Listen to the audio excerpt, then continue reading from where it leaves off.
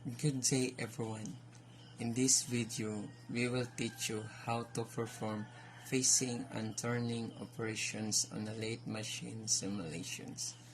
But before we dive into that, let's first identify the 5 major parts of the lathe machine simulations. The first part of the lathe machine is the lathe bed. The lathe bed provides stability and support all the mountains of the lathe machines. So this is the lathe bed.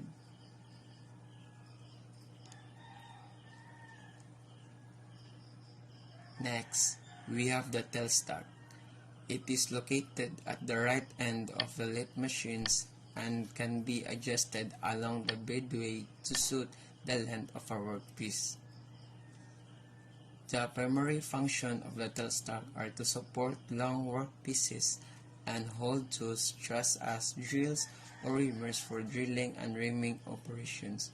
It is also used to set the center height of tool bits. Moving on, we have the carriage. The carriage provides various movements to the cutting tool to perform different operations on the lathe. So this is the carriage. The fourth part is the headstock, which is located at the left end of the lathe bed. It contains the main spindle mechanism for obtaining various spindle speeds. The main purpose of the headstock are transmits motive force from the motor to the main spindle, provides different spindle speeds and feeds, and hold work-holding devices such as shaft that holds and drives the workpieces. Lastly, we have the feed mechanism, located below the headstock. This feed mechanism provides essential control over the movement of the cutting tool of workpieces.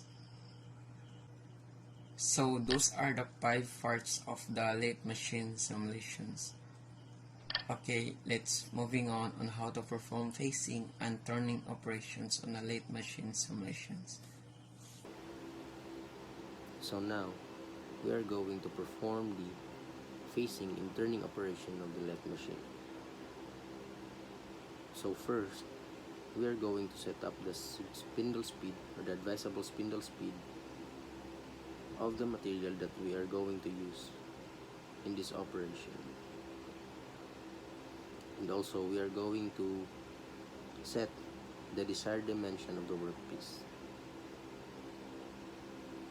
And also, we are going to choose the tool bit, this number 5 tool bit for this operation. So now let's start.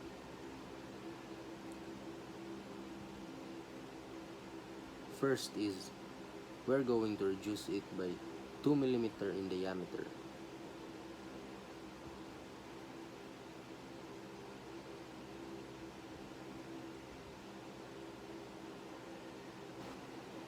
And after, we are going to reduce it by 5 mm in diameter to achieve the 25 mm diameter with a length of 20 mm.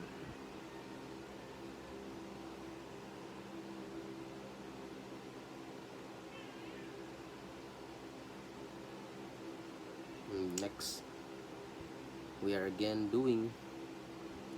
reducing the diameter by 5 mm to achieve 20 mm diameter and 20 mm length.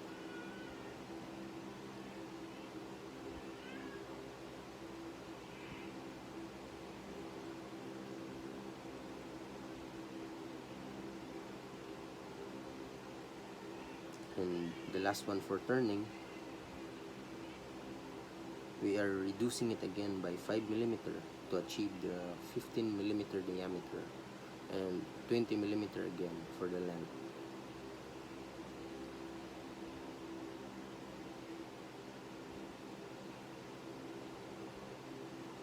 And for the next operation, we're going to flip the material or the workpiece for us to perform the next operation.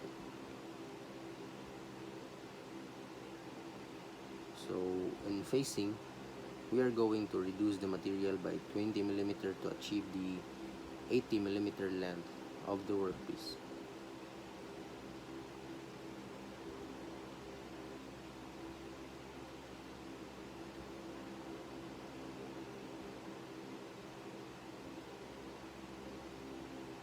And after we're going to perform the facing, and we achieve the desired length that is 80 millimeter in length, and now we are done of our output.